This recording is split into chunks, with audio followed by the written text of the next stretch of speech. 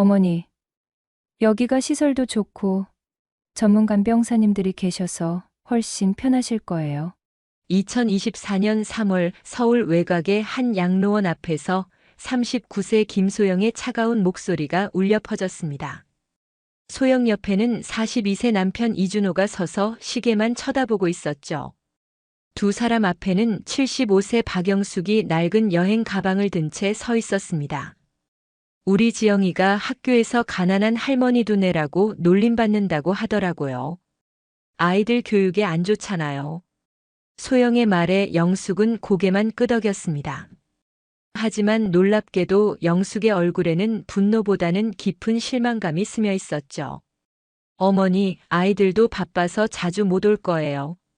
여기서 또래분들과 지내시는 게 나으실 거예요. 알겠다. 너희도 살아야 하니까. 영숙의 담담한 대답에 준호는 마지막 양심인지 봉투를 내밀었습니다. 어머니, 이거라도 쓰세요. 매달 용돈도 보내드릴게요. 하지만 영숙은 그 봉투를 받지 않았습니다. 괜찮다. 내가 알아서 할 테니 걱정하지 마라. 소영이 코웃음을 쳤습니다. 어머님이 뭘 알아서 해요? 돈도 없으시면서. 바로 그 순간이었습니다. 영숙의 눈빛이 순간 날카로워졌다가 다시 온화해졌죠. 그래, 나는 돈 없는 늙은이다. 양로원 직원이 영숙을 안내했고 두 사람은 안도의 한숨을 쉬며 돌아갔습니다. 드디어 속이 시원하네. 이제 우리 생활도 좀 여유로워질 거야. 하지만 그들은 몰랐습니다. 방금 버린 그 할머니가 어떤 분인지를. 영숙이 배정받은 201호는 4평 남짓한 작은 공간이었습니다. 영숙은 가방에서 남편의 사진을 꺼내 침대 옆 선반에 올려놓았죠. 여보, 우리 아들이 결국 이런 선택을 했구나. 영숙은 30년 전 그날을 떠올렸습니다. 남편 박태양의 임종 장면을. 영숙아, 우리 준호를 잘 키워줘. 하지만 절대 응석바지로 만들지는 마. 고생을 모르고 자란 아이는 나중에 부모의 고마움도 모르게 돼. 우리 아들이 진짜 어른이 될 때까지는 내가 모은 재산 얘기는 절대 하지 마. 그럼 언제까지요? 그 아이가 스스로 서서 다른 사람을 배려할 줄 알게 될 때까지. 약속해줘. 준호가 진짜 좋은 사람이 되었다는 확신이 들기 전까지는 절대로. 알겠어요, 여보. 약속할게요. 그렇게 30년이 흘렀습니다.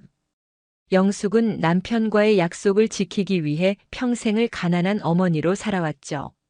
하지만 이제 그 시험의 결과가 나온 것 같았습니다. 똑똑. 방문을 두드리는 소리에 영숙이 고개를 돌렸습니다. 들어오세요. 60대 여성이 들어왔습니다. 안녕하세요. 저는 옆방에 있는 서순자예요. 처음 오시면 다들 힘드시죠? 아, 네. 저는 박영숙입니다. 아드님이 모셔다 드린 거예요? 네.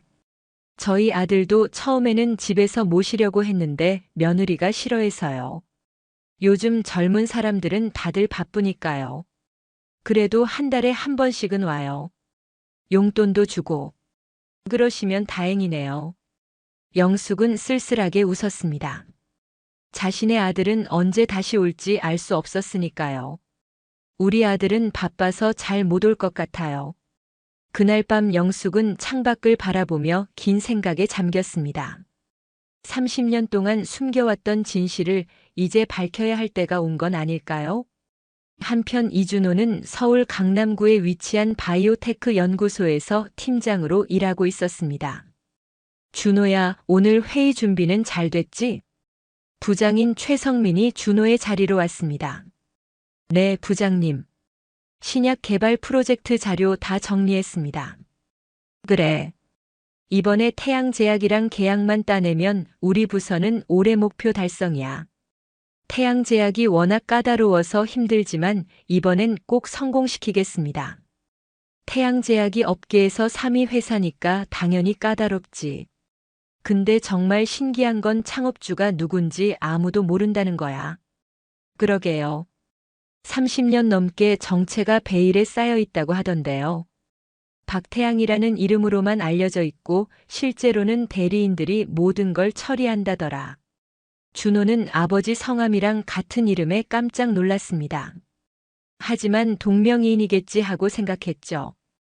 오후 2시 바이오테크 연구소의 회의실에서 준호가 태양제약 임원들 앞에서 발표를 시작했습니다.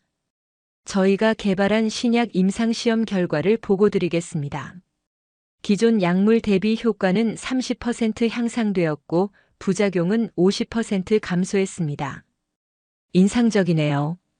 생산 단가는 어떻게 되나요? 현재 알약 한 정당 150원 정도로 예상됩니다. 저희가 독자 개발한 제조 공법 덕분입니다. 회의가 끝나고 준호는 동료들과 축배를 들었습니다. 이번엔 정말 잘 된 것 같아요. 준호 형 덕분이에요. 그때 준호의 핸드폰이 울렸습니다. 아내 소영에게서 걸려온 전화였죠. 여보, 오늘 회의 어떻게 됐어? 잘 됐어. 이번엔 계약 성사될 것 같아. 정말요? 그럼 보너스도 많이 나오겠네요. 그런데 어머니는 어때? 양로원에서 잘 지내시나? 소영의 목소리가 차갑게 변했습니다. 걱정할 필요 없어. 우리가 매달 돈 보내주기로 했잖아. 그래도 한번 안부 전화는. 준호야, 지금 중요한 건 우리 가정이야. 어머님은 이제 전문가들이 돌봐주시니까 걱정 마. 준호는 뭔가 찜찜한 기분이었지만 아내의 말에 수긍했습니다. 하지만 그는 몰랐습니다. 자신이 그토록 바라는 태양제약과의 계약이 실제로는 어떤 의미인지를. 양로원에서의 일주일이 지났습니다. 영숙은 다른 어르신들과 시간을 보내고 있었죠. 영숙 씨, 아드님한테서 연락 왔어요? 순자가 걱정스럽게 물었습니다. 아직 안 왔어요. 바쁘나 봐요. 그래도 너무한 것 같아요. 일주일이나 됐는데. 요즘 자식들이 다 그래요. 부모를 짐으로만 생각하니까. 제가 가난해서 그런 거예요. 돈이라도 있으면 달랐을 텐데. 영숙 씨, 그런 말씀 마세요.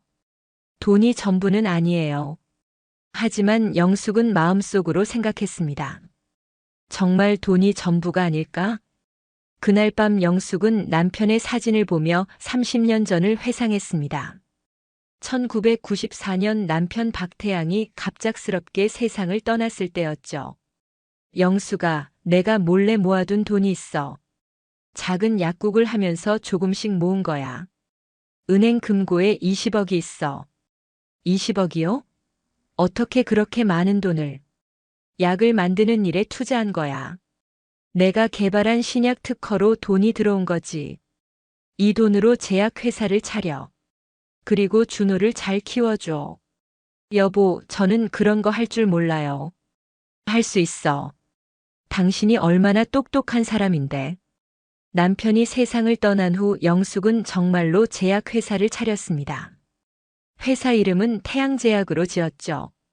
처음에는 작은 회사였지만 영숙의 뛰어난 경영 능력과 남편이 남긴 신약 특허로 회사는 급성장했습니다. 20년 후에는 3위까지 올라갔죠. 하지만 영숙은 절대 겉으로 나서지 않았습니다. 아들 준호에게는 계속 가난한 어머니로 남아있기 위해서였죠. 준호가 대학을 졸업하고 취업할 때도 결혼할 때도 영숙은 도와주지 않았습니다. 남편과의 약속 때문이었죠. 그날 밤 영숙은 오랜만에 비서 황 실장에게 전화를 걸었습니다. 회장님 안녕하세요. 그동안 어디 계셨어요? 실장아, 나 지금 양로원에 있어. 우리 준호가 날 여기 보냈어. 그럴 리가요, 회장님. 아드님이 회장님이 누구신지 아신다면. 그게 문제야. 그 아이가 나를 진짜 가난한 어머니로만 알고 있거든. 회장님, 이제 진실을 말씀해 주시는 게 어때요? 아직은 아니야. 그 아이가 진짜로 뉘우칠 때까지 기다려 볼게. 다음 날 아침 영숙은 양로원 식당에서 다른 어르신들과 아침을 먹고 있었습니다. 영숙 씨는 어떤 일 하셨어요? 그냥 집에서 살림만 했어요. 자식분이 효자시겠어요. 이런 좋은 곳에 모셔다 드리고. 영숙은 씁쓸하게 웃었습니다. 좋은 곳이라니. 순자가 영숙 옆에 앉았습니다. 영숙 씨, 저도 처음엔 원망스러웠어요. 왜 나를 여기 보냈을까 하고. 하지만 지내다 보니까 어떠세요? 외롭긴 하지만 평화로워요. 그런데 가끔은 정말 서러울 때가 있어요. 저는 옛날에 제법 잘 살았어요. 남편이 사업을 해서 부동산 관련 일이었는데 하루아침에 망했어요. 그때부터 자식들 태도가 바뀌더라고요. 순자의 이야기를 들으며 영숙은 생각했습니다. 역시 돈이 있을 때와 없을 때 자식들의 태도는 다르구나. 한편 이날 태양제약 본사에서는 중요한 회의가 열리고 있었습니다. 이번에 바이오테크 연구소 투자 건은 어떻게 보십니까? 기술적으로는 괜찮아 보입니다. 하지만 회사 규모가 작아서 규모는 문제가 아니에요. 중요한 건 그들의 성실성이죠. 투자하기 전에 그 회사를 철저히 점검해 보겠습니다. 특히 직원들의 인성 말이에요. 황 실장은 마음속으로 생각했습니다. 회장님의 아드님이 다니는 회사니까 더욱 신중해야겠다고. 그러면 언제쯤 실사를 나가시겠습니까? 다음 주 정도로 잡아보죠. 저도 직접 가겠습니다. 며칠 후 양로원에서는 작은 사건이 일어났습니다. 순자가 갑자기 어지러워해서 쓰러진 것이죠. 순자 씨, 순자 씨. 영숙이 급하게 간병사를 불렀습니다. 구급차가 올 때까지 영숙은 순자의 손을 꽉 잡고 있었죠. 괜찮을 거예요. 제가 옆에 있어요. 병원에서 순자가 의식을 되찾았을 때였습니다. 영숙 씨, 고마워요. 제가 쓰러질 때 영숙 씨가 울고 계시더라고요. 정말 가족 같아요. 그날 밤 영숙은 다시 황 실장에게 전화했습니다. 실장아, 바이오테크 연구소 실사는 언제 나갈 예정이야? 다음 주 금요일로 잡았습니다, 회장님. 그럼 내가 직접 가볼까 해. 우리 준호가 어떤 사람이 되었는지 직접 확인해 보고 싶어. 회장님, 혹시 아드님이 회장님을 알아보시면. 그게 목적이야. 이제 그 아이에게 진실을 알려줄 때가 됐어. 자연스럽게. 그 아이가 스스로 깨달을 수 있도록. 30년간 숨겨온 비밀을 드디어 밝힐 순간이 다가오고 있었습니다. 그 무렵 준호는 집에서 가족들과 저녁을 먹고 있었습니다. 아빠, 할머니는 언제 와요? 16세 딸 지영이 물었습니다. 할머니는 이제 거기서 살 거야. 지영아, 할머니는 나이가 많으셔서 전문가들이 돌봐드려야 해. 하지만 할머니가 외로우실 텐데. 그만 말해. 할머니를 위한 일이야. 사실 소영은 시어머니가 집에 있는 것을 견딜 수 없었습니다. 가난한 시어머니 때문에 자신의 체면이 깎인다고 생각했죠.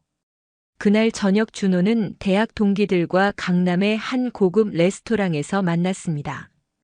준호야, 요즘 어떻게 지내? 그냥 열심히 살고 있어. 제약 관련 회사 다닌다고 했지. 요즘 제약업계 어때? 괜찮아. 특히 우리가 태양제약과 거래하고 있어서. 오, 태양제약. 그거 대박이잖아. 이번에 큰 계약 하나 성사시킬 예정이야. 그런데 어머님은 요즘 어떻게 지내셔? 진우가 물었을 때 준호의 표정이 어두워졌습니다. 엄마는 양로원에서 지내. 아, 그러시구나. 요즘 부모님을 전문시설에 모시는 분들이 많던데. 전문가들이 돌봐드리니까 오히려 더 좋으실 거야. 집에 돌아온 준호에게 소영이 물었습니다. 오늘 모임 어땠어? 괜찮았어. 친구들도 다 잘 지내고. 어머님 얘기는 안 했지? 했어. 근데 다들 이해하더라. 그때 지영이 거실로 나왔습니다. 아빠, 할머니한테 안부 전화 안 드려요? 지영아, 할머니는 바쁘실 거야. 할머니가 뭐가 바빠요? 지영아, 어른 일에 끼어들지 마. 하지만 할머니가 외로우실 텐데. 그날 밤 지영은 몰래 할머니께 문자를 보냈습니다. 할머니, 저 지영이에요. 잘 지내세요? 보고 싶어요. 하지만 답장은 오지 않았습니다. 영숙은 손녀의 문자를 보고 눈물을 흘렸습니다. 하지만 답장을 보내지는 않았죠. 아직 때가 되지 않았다고 생각했기 때문입니다. 한 달 후 바이오테크 연구소에는 비상이 걸렸습니다. 태양제약과의 계약이 예상과 달리 지연되고 있었기 때문이었죠. 준호야, 태양제약 쪽에서 뭐라고 했어? 부장 최성민이 걱정스럽게 물었습니다. 추가 검토가 필요하다고 하네요. 회사 내부 검토 절차가 까다롭다고 합니다. 이번 계약이 무산되면 회사 전체가 큰 타격을 받을 상황이었죠. 혹시 다른 업체와 경쟁하고 있는 건 아닐까? 그때 회사 대표인 강민석 사장이 회의실로 급하게 들어왔습니다. 모두 모여봐. 중요한 얘기가 있어. 태양제약에서 연락이 왔어. 이번 주 금요일에 최종 점검을 한다고 해. 우리 회사 전체를 점검한다는 거야. 시설부터 시작해서 직원들 면담까지. 대표님, 그럼 우리가 특별히 준비해야 할 게 있나요? 일단 회사 전체를 깨끗하게 정리하고 각자 맡은 업무에 대해서 완벽하게 설명할 수 있도록 준비해. 그날 저녁 준호는 집에 돌아와서 소영에게 상황을 설명했습니다. 이번 계약이 정말 중요한 거야? 응. 이게 성사 안 되면 우리 회사가 어려워질 수도 있어. 소영의 얼굴이 하얗게 변했습니다. 그럼 당신도 위험한 거야? 최악의 경우에는. 안 돼. 절대 안 돼. 우리 애들 교육비는 어떻게 하고 집 대출은 어떻게 갚아? 준호야, 당신이 뭘 해서든 이번 계약은 성사시켜야 해. 그날 밤 준호는 잠을 이루지 못했습니다. 문득 양로원에 있는 어머니 생각이 났죠. 엄마한테 연락이라도 드려볼까? 하지만 곧 그 생각을 떨쳐버렸습니다. 어머니는 가난한 분이니까 이런 일에는 도움이 될 수 없었으니까요. 양로원에서 한 달을 보낸 영숙은 이제 다른 할머니들과 친해졌습니다. 영숙 씨, 오늘도 아드님한테서 연락 안 왔어요? 네. 바쁘나 봐요. 그래도 너무한 것 같아요. 한 달이나 됐는데. 그날 저녁 영숙은 손녀 지영이에게서 또 문자를 받았습니다. 할머니, 저 이번 주말에 꼭 보러 갈게요. 기다리세요. 이번에는 영숙이 답장을 보냈습니다. 고마워, 지영아. 할머니도 보고 싶어. 토요일 오후 지영이 양로원을 찾아왔습니다. 16세 소녀가 양로원까지 혼자 찾아온 것을 본 영숙은 마음이 찡했죠. 할머니. 지영이 영숙을 꽉 안아주었습니다. 우리 지영이 어떻게 혼자 왔니? 지하철 타고 왔어요. 엄마 아빠는 바빠서 못 온다고 하더라고요. 지영은 가방에서 과자와 음료수를 꺼냈습니다. 할머니 드시라고 가져왔어요. 두 사람은 양로원 정원에서 오래된 벤치에 앉았습니다. 할머니, 여기서 지내시는 거 어떠세요? 괜찮아. 여기 할머니들도 좋으시고. 할머니, 사실 저 궁금한 게 있어요. 뭐가? 할머니는 정말 가난하세요? 영숙이 깜짝 놀랐습니다. 왜 갑자기 그런 걸 물어보니? 엄마가 항상 그러거든요. 할머니가 가난해서 우리가 도와드려야 한다고. 하지만 할머니는 저한테 항상 용돈도 주시고 생일 선물도 사주셨잖아요. 그리고 할머니 옷도 비싸 보이는 게 많았어요. 지영의 날카로운 관찰력에 영숙은 당황했습니다. 할머니, 혹시 비밀이 있으신 거 아니에요? 지영아, 할머니가 언젠가 다 얘기해 줄게. 정말요? 응. 약속해. 지영이 돌아간 후 영숙은 긴 생각에 잠겼습니다. 손녀가 자신의 정체를 의심하기 시작했죠. 그날 밤 영숙은 황 실장에게 전화를 걸었습니다. 실장아, 이번 주 금요일에 바이오테크 연구소 점검 예정이지? 내가 직접 가볼까 해. 우리 준호가 그 회사에서 일하고 있으니까. 회장님, 그럼 아드님이 회장님을 알아보실 텐데. 그게 목적이야. 이제 그 아이에게 진실을 알려줄 때가 됐어. 금요일 오전 9시 바이오테크 연구소는 태양제약의 점검을 위해 비상체제에 돌입했습니다. 준호야, 발표 자료 다시 한번 점검해봐. 네, 부장님. 벌써 5번째 확인하고 있어요. 오전 10시 태양제약 점검팀이 도착했습니다. 황 실장을 비롯해 5명의 임원진이 회사 로비에 들어섰죠. 안녕하십니까? 바이오테크 연구소 대표 강민석입니다. 안녕하세요. 태양제약 황 실장입니다. 황 실장 뒤에는 또 다른 인물이 서 있었습니다. 검은색 정장을 입고 선글라스를 낀 중년 여성이었죠. 이분은 저희 회사의 특별 고문이십니다. 점검은 체계적으로 진행되었습니다. 연구실, 제조시설, 품질관리실까지 모든 곳을 꼼꼼히 살펴봤죠. 준호는 점검팀을 안내하며 설명을 담당했습니다. 이쪽이 저희 주력 연구실입니다. 인상적이네요. 시설이 잘 갖춰져 있습니다. 뒤에서 지켜보던 선글라스 낀 여성은 아무 말이 없었습니다. 하지만 그 여성의 시선은 계속 준호에게 머물러 있었죠. 점심시간이 되어 회사 회의실에서 간단한 식사를 했습니다. 이준호 팀장님, 이번 신약 개발 프로젝트를 담당하셨다고 들었는데요. 네, 맞습니다. 지난 2년간 개발해온 프로젝트입니다. 어려운 점은 없었나요? 처음에는 기술적인 어려움이 많았지만 팀원들과 함께 해결해 나갔습니다. 가족들의 지원도 큰 힘이 되었겠군요. 황 실장의 질문에 준호가 잠시 멈칫했습니다. 네. 아내와 아이들이 많이 응원해줬습니다. 부모님은 어떠신가요? 아드님이 이런 중요한 일을 하신다는 걸 자랑스러워 하시겠어요. 준호의 얼굴이 어두워졌습니다. 어머니는 연세가 많으셔서 현재 요양시설에서 지내고 계십니다. 아, 그러시군요. 황 실장이 옆에 선글라스 낀 여성을 슬쩍 쳐다봤습니다. 그 여성의 어깨가 미세하게 떨리는 것이 보였죠. 오후에는 직원들과의 개별 면담 시간이었습니다. 준호는 마지막 순서로 면담실에 들어갔죠. 면담실에는 황 실장과 그 신비한 여성만 앉아 있었습니다. 이준호 팀장님, 앉으세요. 이번 프로젝트에 대한 개인적인 소감은 어떤가요? 저에게는 정말 중요한 프로젝트입니다. 성공하면 제 인생이 바뀔 것 같아요. 인생이 바뀐다는 건 어떤 의미인가요? 가족들에게 더 좋은 환경을 제공할 수 있을 것 같습니다.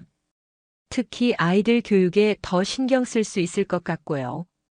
어머님에게도 더 좋은 환경을 제공할 수 있겠네요. 어머니는 지금도 충분히 잘 지내고 계십니다. 하지만 요양시설보다는 가족과 함께 지내시는 게 좋지 않을까요? 그건 복잡한 문제입니다. 그때 선글라스를 낀 여성이 처음으로 입을 열었습니다. 준호야. 그 목소리에 준호가 깜짝 놀라 고개를 들었습니다. 너무나 익숙한 목소리였죠. 여성이 천천히 선글라스를 벗었습니다. 엄마. 준호의 입에서 작은 소리가 나왔습니다. 눈앞에 앉아 있는 것은 자신이 양로원에 버린 어머니 박영숙이었습니다. 하지만 그 모습은 준호가 알던 어머니와는 전혀 달랐죠. 엄마가 왜 여기에? 황 실장이 일어서며 정중하게 말했습니다. 이준호 팀장님, 정식으로 소개해드리겠습니다. 이분은 태양제약의 창업주이시자 현재 회장님이신 박영숙 회장님이십니다. 뭐라고요? 회장님이라고요? 우리 엄마가? 영숙이 천천히 자리에서 일어났습니다. 준호야, 30년 동안 숨겨왔던 이야기를 이제 해줄 시간인 것 같구나. 이건 말이 안 돼요. 말이 안 되는 게 아니야, 준호야. 이게 현실이야. 그럼 엄마는 왜 가난한 척을 하신 거예요? 내 아버지와의 약속 때문이었어. 아버지가 돌아가시기 전에 나에게 부탁했어. 내가 진짜 어른이 될 때까지는 절대 우리 재산을 알게 해서는 안 된다고. 그럼 지금까지 엄마가 고생하신 건 다 연기였다는 말이에요? 연기가 아니야. 나는 정말로 너를 기다리며 고생했어. 내가 스스로 성장하기를. 영숙의 눈에 눈물이 맺혔습니다. 하지만 결과는 실망이었어, 준호야. 너는 내 어머니를 양로원에 버렸어.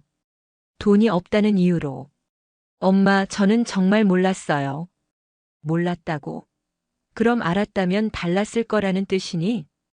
영숙의 날카로운 질문에 준호는 할 말을 잃었습니다. 엄마, 죄송해요. 정말 죄송해요. 이제 와서 미안하다고 해서 뭐가 달라지니? 30년 동안 기다렸지만 결국 내 아버지의 걱정이 현실이 됐구나. 엄마, 기회를 주세요. 제가 정말 달라질게요. 준호야, 기회는 이미 충분히 줬어. 영숙이 문 쪽으로 향했습니다. 준호가 일어서며 소리쳤지만 영숙은 돌아보지 않았습니다. 충격과 후회가 밀려왔습니다. 자신이 평생 우러러본 태양제약의 회장이 바로 자신의 어머니였다는 사실. 그리고 그 어머니를 자신이 양로원에 버렸다는 사실. 영숙과 황 실장이 회사를 떠난 후 바이오테크 연구소는 충격에 빠졌습니다. 준호야, 괜찮아? 뭔 일이야? 태양제약에서 뭐라고 했어? 부장님, 저 큰 실수를 한 것 같아요. 실수? 무슨 실수? 제가 태양제약 회장님을 모르고 있었어요. 무슨 소리야? 태양제약 회장님이 제 어머니예요. 뭐라고? 준호야, 정신 차려. 무슨 소리를 하고 있는 거야? 정말이에요, 부장님. 방금 전에 확인했어요. 그럼 너희 어머니가 태양제약을 30년 동안 경영해 오신 거야? 네. 그런데 넌 그걸 모르고 있었다고.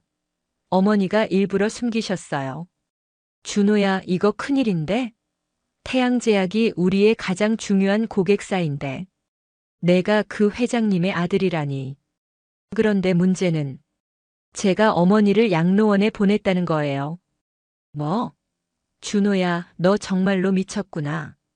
그때 강민석 대표가 회의실로 급하게 들어왔습니다. 준호 씨, 무슨 일인지 얘기 좀 해보세요. 준호는 어쩔 수 없이 대표에게도 상황을 설명했습니다. 이건 회사가 망할 수도 있는 일인데. 준호 씨, 당신 지금 당장 어머님께 가서 용서를 빌어야 해요. 그날 저녁 준호는 집에 돌아가서 소영에게 모든 상황을 설명했습니다. 뭐라고? 어머님이 태양제약 회장님이라고. 그럼 어머님이 엄청난 부자라는 말이야? 소영의 눈이 번뜩였습니다. 준호야, 이거 대박이잖아. 소영아, 어머님께 당장 사과드려야 해. 아니야, 모셔와야 해. 소영의 태도 변화에 준호는 씁쓸했습니다. 지영아, 지훈아, 이리 와봐. 소영이 아이들을 불렀습니다. 너희 할머니가 엄청 대단한 분이신 것 같아. 너희 할머니가 대기업 회장님이래. 정말요? 지영이 놀랐습니다. 하지만 곧 다른 생각이 들었죠. 그럼 왜 할머니를 양로원에 보냈어요? 그건 우리가 몰랐잖아. 하지만 할머니가 부자든 가난하든 상관없이 가족이잖아요. 지영의 말에 준호와 소영은 할 말을 잃었습니다. 16세 소녀의 순수한 지적이 그들의 가슴을 찔렀죠. 복잡하지 않아요. 할머니는 할머니예요. 지영이 방으로 들어가 버렸습니다. 준호는 딸의 말에 더욱 부끄러워졌습니다. 그날 밤 준호는 잠을 이루지 못했습니다. 어머니에 대한 죄책감과 앞으로 어떻게 해야 할지에 대한 고민으로 머릿속이 복잡했죠. 한편 양로원에서 영숙도 잠을 이루지 못하고 있었습니다. 30년간 참아왔던 감정이 터져나온 하루였죠. 여보, 내가 옳은 일을 한 걸까요? 우리 아들이 정말 달라질까요? 하지만 남편의 사진은 답해주지 않았습니다. 영숙은 창밖을 바라보며 길게 한숨을 내쉬었습니다. 이제 모든 진실이 밝혀졌습니다. 앞으로 어떤 일이 벌어질지는 준호의 선택에 달려 있었죠. 다음 날 토요일 준호는 새벽부터 양로원으로 향했습니다. 한 달 만에 처음 찾아가는 길이었죠. 양로원 입구에서 준호는 한참을 망설였습니다. 안녕하세요. 201호 박영숙 어르신 면회 왔는데요. 이준호입니다. 아들이에요. 직원의 표정이 미묘하게 변했습니다. 영숙이 어떤 분인지 이제 양로원 직원들도 알고 있었기 때문이죠. 201호로 가시면 됩니다. 준호는 떨리는 마음으로 어머니의 방으로 향했습니다. 엄마, 저예요. 준호요. 들어와. 문을 열고 들어간 준호는 깜짝 놀랐습니다. 어머니의 방이 완전히 바뀌어 있었기 때문이죠. 고급 가구와 꽃들로 꾸며져 있었고 영숙은 우아한 옷을 입고 앉아 있었습니다. 앉아라. 영숙의 목소리는 차가웠습니다. 엄마, 어제 놀랐지? 네. 정말 몰랐어요. 30년 동안 숨기고 살았으니까. 왜? 왜 저한테 말씀 안 해주셨어요? 내 아버지와의 약속 때문이었어. 내 아버지가 돌아가시기 전에 부탁했어. 내가 진짜 어른이 될 때까지는 절대 재산 얘기를 하지 말라고. 저는 어른이 되지 못한 건가요? 내가 판단해봐. 너는 어른이니? 엄마, 정말 죄송해요. 제가 너무 어리석었어요. 어리석었다는 걸 아는구나. 다시 기회를 주세요. 제가 정말 달라질게요. 준호야, 기회는 이미 30년 동안 줬어. 나는 너를 기다리며 혼자 회사를 키웠어. 너를 위해서. 하지만 결과는 어땠지? 내 어머니를 양로원에 버리는 거였어. 정말 죄송해요. 준호가 눈물을 흘렸습니다. 죄송하다고 해서 달라지니? 엄마, 저 정말 몰랐어요. 만약 알았다면 어땠을까? 솔직히 말해봐. 내가 부자라는 걸 알았다면 양로원에 보냈을까? 준호는 대답할 수 없었습니다. 실제로 그랬을 것이기 때문이죠. 그게 바로 문제야, 준호야. 너는 나를 사랑해서가 아니라 내가 가진 것 때문에 모시려고 하는 거야. 그런 게 아니에요, 엄마. 그럼 뭐니? 저는. 준호는 말을 이어가지 못했습니다. 그때 문이 열리며 지영이 들어왔습니다. 할머니. 지영이 영숙을 꽉 안아주었습니다. 우리 지영이 왔구나. 할머니, 아빠가 여기 왔네요. 응. 아빠가 할머니한테 할 얘기가 있나 보다. 아빠, 할머니한테 사과드려야 해요. 할머니가 부자든 가난하든 상관없어요. 할머니는 우리 가족이잖아요. 16세 소녀의 순수한 말에 준호는 더욱 부끄러워졌습니다. 할머니, 집으로 돌아가요. 우리 집이 할머니 집이에요. 고마워, 지영아. 하지만 할머니는 여기가 좋아. 왜요? 할머니를 진짜로 사랑하는 사람들이 여기 있거든. 그 말에 준호의 가슴이 찔렸습니다. 엄마, 저는 엄마를 정말 사랑해요. 그래? 그럼 증명해봐. 어떻게요? 내가 다시 가난해진다면 어떻게 할 거니? 만약 내가 모든 재산을 잃고 정말 가난한 할머니가 된다면 그래도 모실 거니? 준호는 망설였습니다. 모르겠어요, 엄마. 솔직히 말하면 제가 지금까지 엄마를 대한 방식이 잘못되었다는 걸 알겠어요. 하지만 당장 제가 완전히 달라질 수 있을지는 확신이 안 서요. 영숙이 준호를 쳐다봤습니다. 적어도 솔직한 대답이었죠. 그래도 노력하고 싶어요. 진짜 어른이 되고 싶어요. 어떻게? 시간을 주세요. 제가 정말 변할 수 있다는 걸 보여드릴게요. 영숙이 긴 침묵을 지켰습니다. 좋아. 마지막 기회를 줄게. 하지만 조건이 있어. 무엇이든 하겠어요. 1년 동안 내가 태양제약 회장이라는 걸 잊어라. 나를 그냥 가난한 할머니로 여기고 대해봐. 1년 후에 내가 정말 달라졌다고 판단되면 그때 다시 생각해 보겠어. 알겠어요, 엄마. 그리고 한 가지 더. 내 아내한테도 같은 조건을 제시해라. 나를 가난하다고 생각하고 1년 동안 대해보라고. 준호의 얼굴이 어두워졌습니다. 소영이 그 조건을 받아들일지 확신이 서지 않았죠. 알겠어요, 엄마. 꼭 그렇게 하겠어요. 그날 오후 준호는 집으로 돌아가서 소영에게 어머니의 조건을 전했습니다. 뭐라고? 1년 동안 어머님을 가난한 분으로 대하라고. 그래야 한다고 하셔. 그럼 우리가 뭘 얻는 게 있어? 소영의 반응은 예상대로였습니다. 소영아, 이건 돈의 문제가 아니야. 무슨 소리야? 어머님이 그렇게 부자신데 우리가 왜 고생해야 해? 결국 준호는 혼자라도 어머니의 조건을 지키기로 결심했습니다. 그로부터 한 달이 지났습니다. 준호는 매주 주말마다 양로원을 찾아가 어머니를 돌봤죠. 예쁜 꽃을 사서 가거나 직접 만든 음식을 가져가기도 했습니다. 준호야, 왔구나. 네, 엄마. 오늘은 지영이가 만든 쿠키 가져왔어요. 우리 지영이가? 맛있네. 우리 손녀가 요리 솜씨가 좋구나. 준호의 노력을 보며 영숙도 조금씩 마음이 열리고 있었습니다. 엄마, 회사 일은 잘 되고 있어요? 태양제약과 바이오테크 연구소의 계약은 결국 성사되었습니다. 영숙의 배려 때문이었죠. 내 덕분에 잘 되고 있어. 제 덕분이요? 응. 내가 개발한 신약이 정말 좋더구나. 엄마가 어떻게? 30년 동안 너를 지켜보고 있었으니까.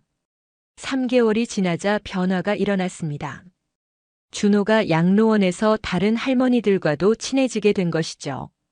준호 씨, 어머님이 정말 좋으신 분이에요. 저희가 아플 때마다 챙겨주시고 외로울 때 말상대도 되어주시고. 준호는 어머니가 양로원에서 어떻게 지내는지 처음 알게 되었습니다. 엄마, 여기서 정말 행복하세요? 응. 여기 할머니들이 진짜 가족 같아. 엄마, 저도 여기 할머니들께 뭔가 해드리고 싶어요. 할머니들이 심심해 하시니까 가끔 와서 이야기 상대나 되어드리면 좋겠어. 그날부터 준호는 양로원의 다른 어르신들과도 시간을 보내기 시작했습니다. 6개월이 지났을 때 준호에게 큰 변화가 일어났습니다. 어머니를 부자인 회장으로 보는 것이 아니라 정말 가난한 할머니로 여기게 된 것이죠. 엄마, 저 이제 알겠어요. 제가 왜 어른이 되지 못했는지. 저는 지금까지 조건부로 사랑했어요. 엄마가 저에게 뭔가 해주실 때만. 하지만 진짜 사랑은 조건이 없는 거잖아요. 그걸 깨달았구나. 엄마 사랑해요. 엄마가 부자든 가난하든 상관없이. 영숙의 눈에 눈물이 맺혔습니다. 30년을 기다린 말이었죠. 고마워, 준호야. 그날 밤 영숙은 남편의 사진을 보며 말했습니다. 여보, 우리 아들이 드디어 어른이 됐어요. 한편 소영은 여전히 변하지 않고 있었습니다. 시어머니가 부자라는 사실을 알고 나서 더욱 조바심이 났죠. 7개월이 지났을 때 영숙은 준호에게 전화했습니다. 준호야, 내일 소영이랑 같이 양로원으로 와봐. 소영에게 마지막 기회를 주려고 해. 이튿날 준호와 소영이 양로원을 찾아왔습니다. 어머님, 안녕하세요. 소영의 목소리에는 예전과 달리 조심스러움이 묻어 있었습니다. 앉아라. 소영아, 솔직하게 물어볼게. 너는 나를 정말 사랑하니? 아니면 내 돈 때문이니? 소영이 당황해서 입을 열었다가 다시 닫았습니다. 대답하기 어렵지? 괜찮아. 솔직한 게 좋아. 나도 알고 있어. 내가 처음에는 돈 때문에 관심을 보이기 시작했다는 걸. 소영의 얼굴이 붉어졌습니다. 하지만 사람은 변할 수 있다고 생각해. 그래서 너에게 마지막 기회를 주려고 해. 정말요? 조건이 있어. 어떤 조건이든 하겠어요. 앞으로 3개월 동안 매주 토요일마다 이 양로원에 와서 봉사활동을 해라.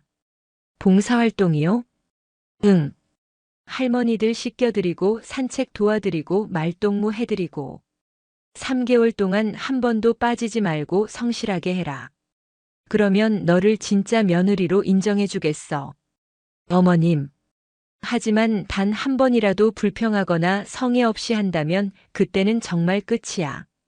알겠습니다, 어머님. 3개월 동안 최선을 다하겠어요. 그 토요일 소영은 처음으로 양로원 봉사활동을 시작했습니다. 소영 씨, 오늘은 정자 할머니 목욕 도와드리는 일부터 해보세요. 목욕을. 제가요? 네. 할머니 혼자서는 힘드시거든요. 소영은 처음에 당황했습니다. 다른 사람의 몸을 씻겨드린다는 것이 어색하고 부담스러웠죠. 할머니, 안녕하세요. 어머, 새로운 분이네. 고마워요. 하지만 목욕을 도와드리는 과정에서 소영은 여러 번 인상을 찌푸렸습니다. 이런 일을 내가 왜 해야 하지? 정말 힘들다. 며느리 씨 고생이 많네요. 아, 네. 괜찮습니다. 소영은 억지로 웃으며 대답했습니다. 집에 돌아온 소영은 준호에게 투덜거렸습니다. 정말 힘들어. 이런 일 해본 적이 없어서 고생했어. 하지만 좋은 일 하는 거잖아.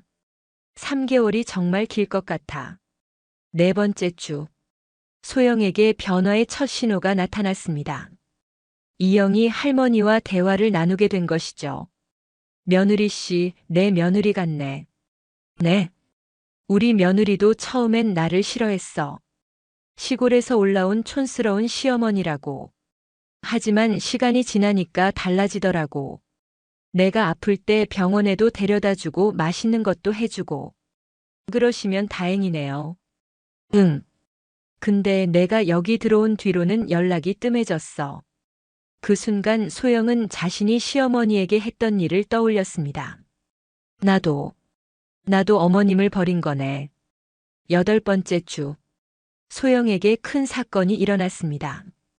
윤숙 할머니가 갑자기 쓰러진 것이죠. 할머니. 소영이 윤숙 할머니를 부르며 간병사를 불렀습니다. 119에 신고해야 해요. 구급차가 올 때까지 소영은 윤숙 할머니의 손을 꽉 잡고 있었습니다.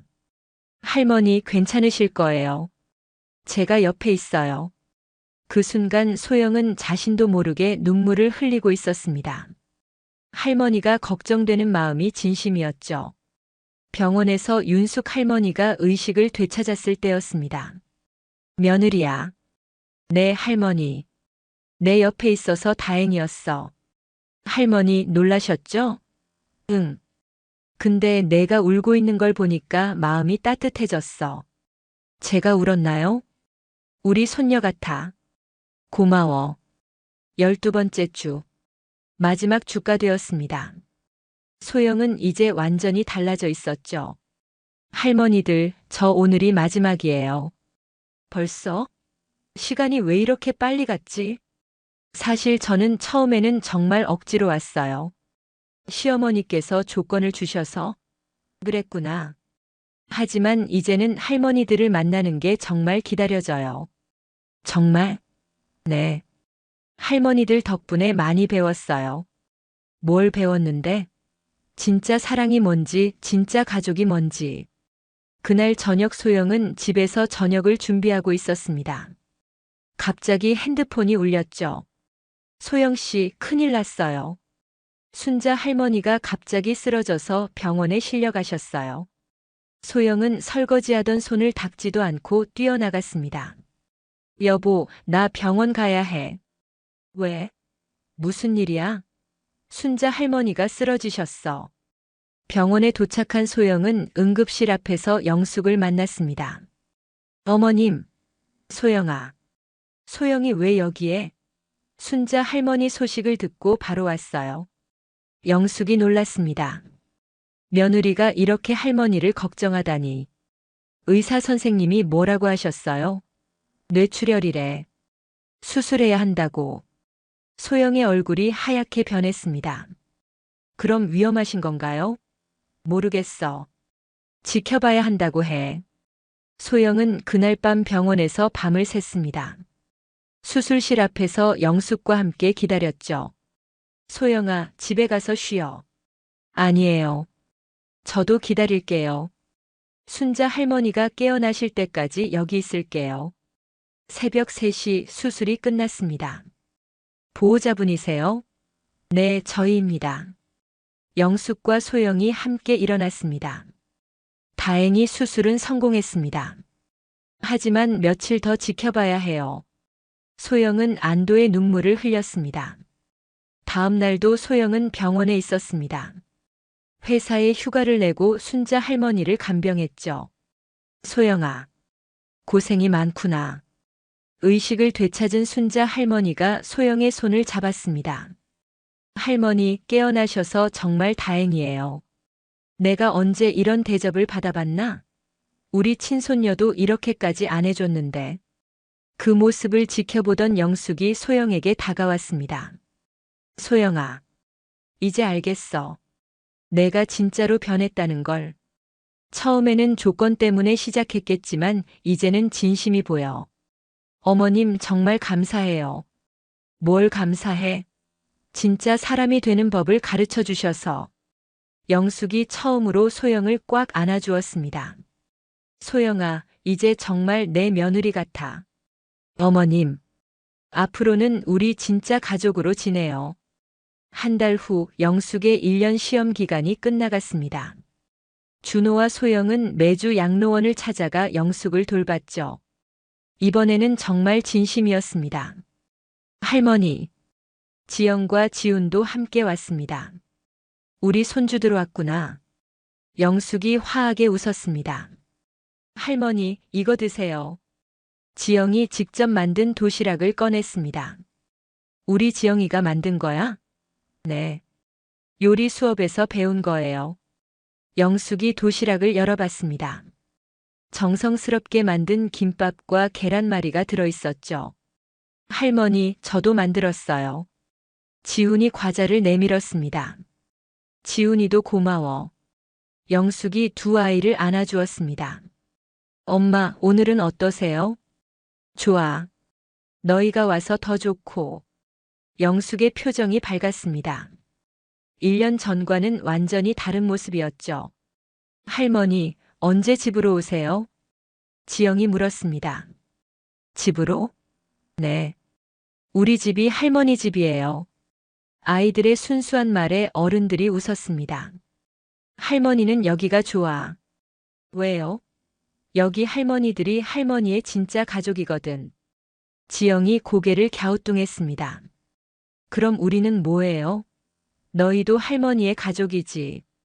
그럼 같은 가족끼리 같이 살아야 하는 거 아니에요? 지영이 말이 많네. 그럼 할머니 집으로 오실 거예요? 영숙이 준호와 소영을 바라봤습니다. 1년간의 시험을 통해 이들이 정말 변했다는 것을 확인했죠. 생각해 볼게. 정말요? 약속은 못해. 하지만 생각해 보겠어. 그날 저녁 양로원 할머니들과 저녁을 함께 했습니다. 영숙 씨 가족들이 참 좋아 보여. 그래요? 응. 특히 며느님이 많이 달라졌어. 처음에 올 때와는 완전히 다른 사람 같아. 사람은 변할 수 있는 거구나. 그런데 영숙 씨는 정말 여기서 계속 살 거야? 왜? 가족들이 그렇게 애타게 기다리는데. 순자의 말에 영숙이 생각에 잠겼습니다. 그날 밤 영숙은 남편의 사진을 보며 말했습니다. 여보, 어떻게 해야 할까요? 우리 아들이 드디어 어른이 됐는데. 이제 어떻게 살아야 할까요? 사진 속 남편은 여전히 따뜻하게 웃고 있었습니다. 영숙은 오랫동안 남편의 사진을 바라봤습니다. 마치 남편의 목소리가 들리는 것 같았죠. 이제 행복하게 살아, 영숙아. 다음 주 영숙은 황 실장을 양로원으로 불렀습니다. 회장님 부르셨어요? 실장아, 중요한 결정을 해야 할 것 같아. 무슨 결정이요? 회사 말이야. 내가 이제 나이가 많아서 회사 경영을 직접 하기 어려워졌어. 회장님, 건강에 이상이라도 있으신가요? 건강은 괜찮아. 하지만 마음이 변했어. 이제는 가족과 함께 시간을 보내고 싶어. 그럼 어떻게 하시겠어요? 회사 경영권을 전문 경영진에게 완전히 맡기려고 해. 그리고 내 지분은 준호에게 물려주려고 해. 황 실장이 놀랐습니다. 아드님에게요? 응. 하지만 조건이 있어. 어떤 조건인가요? 준호가 직접 회사 경영에 참여하는 게 아니라 주주로서만 참여하게 할 거야. 그리고 수익의 일정 부분은 계속 사회에 기부하도록 하고. 역시 회장님다우신 결정이네요. 이렇게 하면 준호가 갑자기 큰 돈을 갖게 되더라도 망가지지 않을 거야. 그날 저녁 영숙은 양로원 할머니들에게 자신의 계획을 말했습니다. 영숙 씨, 정말 좋은 결정이야. 가족과 함께 지내는 게 가장 좋지. 하지만 우리는 어떡하지? 영숙 씨 없으면 외로울 텐데. 걱정 마세요. 제가 자주 놀러 올 거예요. 정말? 네. 여러분은 제 가족이니까. 그리고 양로원 시설도 더 좋게 만들어줄 거예요. 그건 왜? 여러분이 더 편하게 지내시라고. 영숙 씨, 정말 고마워. 저야말로 고마워요. 여러분 덕분에 진짜 가족이 뭔지 배웠거든요. 그날 밤 영숙은 마지막 결심을 했습니다. 30년간의 기다림을 끝내고 진짜 가족들과 함께 새로운 삶을 시작하기로. 다음 주 금요일 영숙이 준호에게 전화했습니다. 준호야, 오늘 저녁에 소영이랑 애들이랑 다 같이 와볼래? 네, 엄마. 무슨 일 있으세요? 중요한 얘기가 있어. 저녁 7시 준호 가족이 양로원을 찾아왔습니다. 이번에는 온 가족이 함께였죠. 할머니. 지영과 지훈이 영숙에게 달려갔습니다. 어머님 안녕하세요. 소영도 예전과는 완전히 다른 모습이었습니다. 모두 앉아라. 오늘 너희에게 마지막 시험을 하려고 해. 시험이요? 응. 아주 간단한 시험이야. 만약 내가 정말로 모든 재산을 사회에 기부한다면 가족들이 서로를 쳐다봤습니다. 이번에는 다른 반응이었죠. 그러시면 저희가 더 열심히 일해야겠네요. 준호가 차분하게 대답했습니다. 네. 어머니 덕분에 일자리가 있는 것만으로도 감사한데. 더 이상 뭘 바라겠어요? 소영도 끄덕였습니다. 저도 마찬가지예요. 어머님이 건강하시면 그게 최고죠. 정말 그렇게 생각하니? 네. 돈보다 가족이 더 소중하다는 걸 이제야 알았어요. 지영아, 너는 어떻게 생각하니? 할머니가 기부하시면 더 좋은 일 아니에요? 왜? 가난한 사람들이 도움을 받으니까요. 지영의 순수한 대답에 어른들이 웃었습니다. 지훈이는 저도 지영 누나랑 같은 생각이에요. 좋아. 모두 합격이야. 합격이요? 응. 너희가 드디어 진짜 가족이 됐어. 사실 나는 재산을 기부할 생각이 없어. 준호야, 너에게 물려주려고 해. 저에게요?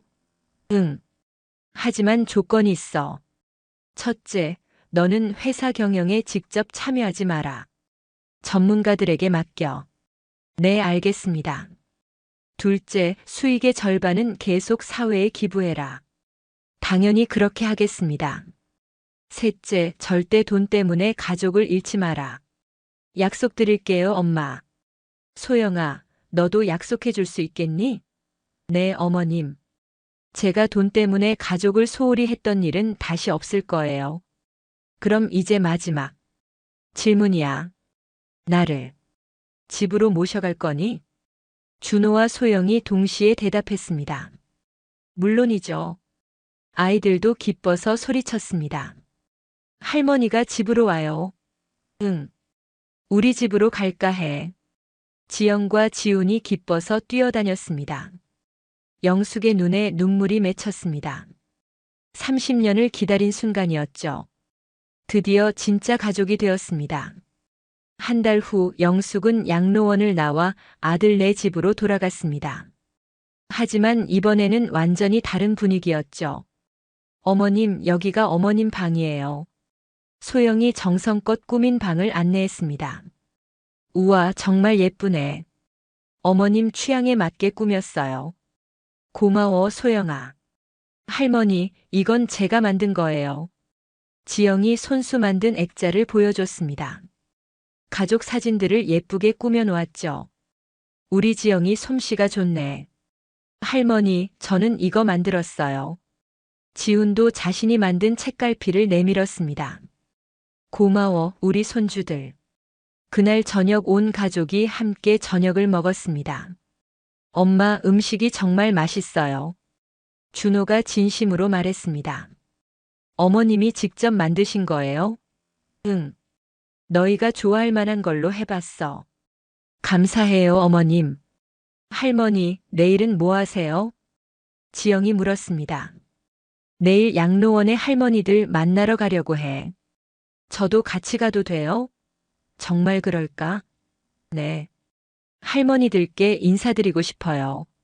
지훈도 말했습니다. 저도 가고 싶어요. 그럼 내일 다 같이 가자. 좋아요. 다음 날 영숙은 가족들과 함께 양로원을 찾아갔습니다. 영숙 씨, 순자가 반가워했습니다. 순자 씨, 안녕하세요.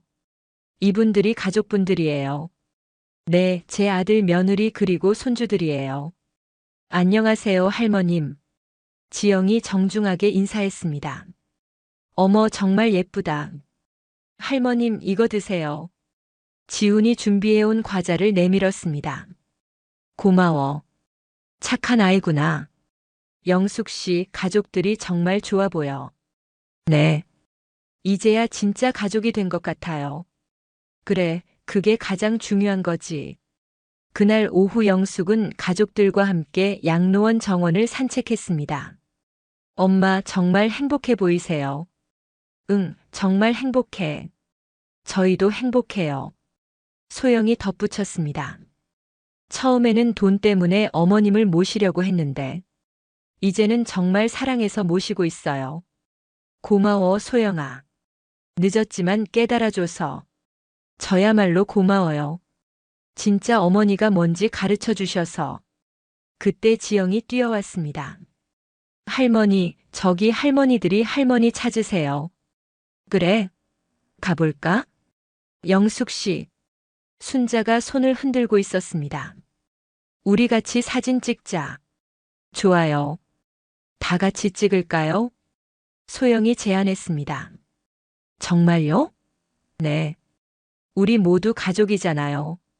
그렇게 큰 가족 사진이 찍혔습니다. 영숙과 양로원 할머니들 그리고 준호 가족까지. 진짜 가족의 모습이었죠. 3년이 지난 어느 봄날이었습니다. 영숙은 아들네 집에서 행복하게 지내고 있었습니다. 태양제약은 여전히 업계 상위권을 지키며 사회 공헌도 활발히 하고 있었죠.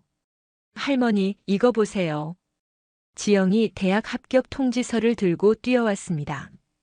우와, 우리 지영이가 서울대에, 네, 사회복지학과에 합격했어요. 손녀가 남을 돕는 일을 하고 싶어 한다니.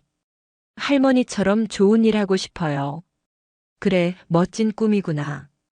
지훈도 고등학생이 되어 의젓해졌습니다. 할머니, 저는 의사가 되고 싶어요. 의사? 네. 가난한 사람들 무료로 치료해주는 의사요. 우리 손주들이 정말 자랑스러워. 준호와 소영도 많이 변했습니다. 준호는 여전히 바이오테크 연구소에서 일하며 성실하게 살아가고 있었죠. 소영은 자원봉사 활동에 적극적으로 참여하며 보람찬 일상을 보내고 있었습니다. 어머님, 오늘도 양로원 가세요? 응. 할머니들 얼굴 보러 가야지. 영숙은 일주일에 3번씩 양로원을 방문해 할머니들과 시간을 보냈습니다. 저도 같이 갈게요. 소영이 말했습니다. 할머니들이 어머님 오시는 날만 기다려요. 그래? 네. 어머님이 오시면 분위기가 완전히 달라져요. 그날도 양로원에 가서 할머니들과 즐거운 시간을 보냈습니다. 영숙 씨, 정말 행복해 보여. 응, 정말 행복해. 가족들과 잘 지내니? 네, 정말 잘 지내고 있어요. 다행이야. 처음에 얼마나 걱정했는데. 모든 게 잘 됐어요. 늦었지만. 그날 저녁 온 가족이 모여 저녁을 먹었습니다. 할머니, 오늘 양로원에서 뭐 하셨어요? 지영이 물었습니다. 할머니들이랑 옛날 얘기하고 함께 산책도 하고. 재밌으셨어요? 응, 정말 재밌었어. 저도 다음에 같이 가고 싶어요. 그럼 이번 주말에 같이 가자. 좋아요. 지훈도 말했습니다. 저도 갈래요. 할머님들께 마술 보여드릴게요. 우리 지훈이 마술을 할 줄 알아? 네. 학교에서 배웠어요. 가족들이 웃으며 대화를 나누었습니다. 영숙은 그 모습을 바라보며 감사한 마음이 들었습니다. 30년을 기다린 보람이 있었죠. 여보. 영숙이 마음속으로 남편에게 말했습니다. 우리 아들이 진짜 어른이 됐어요. 그리고 우리에게 정말 좋은 가족이 생겼어요. 창밖으로 따뜻한 봄바람이 불어왔습니다. 수고했어, 영숙아. 이제 정말 행복하게 살아. 영숙의 얼굴에 화한 미소가 번졌습니다. 진짜 행복한 가족을 만들어낸 기쁨이었죠. 그리고 이 행복은 계속될 것입니다. 진심으로 서로를 사랑하는 가족이 되었으니까요. 이 이야기는 여기서 끝납니다. 돈이 아닌 진심으로 가족을 사랑하는 법을 배운 준호 가족의 이야기였습니다. 때로는 시간이 걸리더라도 진심은 통한다는 것을 보여준 따뜻한 이야기였죠. 여러분도 가족을 조건 없이 사랑하고 계신가요? 돈이나 이익보다는 마음으로 서로를 아끼고 계신가요? 진짜 가족의 의미를 다시 한번 생각해보는 시간이 되셨기를 바랍니다. 오늘 이야기 좋으셨다면 구독, 댓글, 알람 설정 부탁드립니다. 여러분의 소중한 댓글 하나가 영상 제작에 큰 힘이 됩니다. 감사합니다.